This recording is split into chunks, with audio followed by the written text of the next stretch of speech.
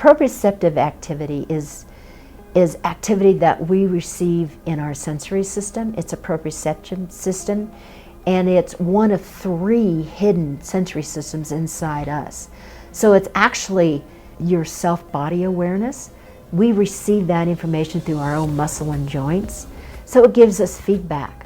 So for a realistic example is if you shoot a basket and you know that ball has left your hand and you know that ball is going into that basket, that's that proprioceptive feedback that you get in your muscle and joints. So it's that sense of knowing where you are and feeling that information.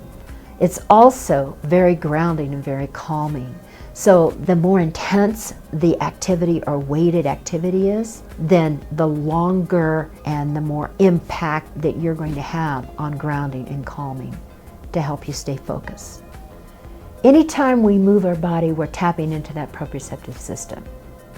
So for example, if I'm putting my hands on this table, not only tactily you feel it, but I'm getting a proprioceptive response in my muscle and joints. So to get outside and move, you're moving, you're walking. If you're getting in your car, you're opening the car door, you're moving in.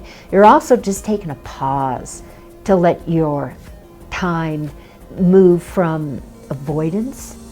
So you're de-escalating, so to speak. You're de-escalating into, okay, I need to come back into focus. I'm going to get outside, or I'm going to go for a car drive. I'm going to hop in a car and I'm just going to go out. So you're looking at things visually. You may be hearing things. You may have the music on in your car. There's a lot of multisensory going on besides proprioceptive activities.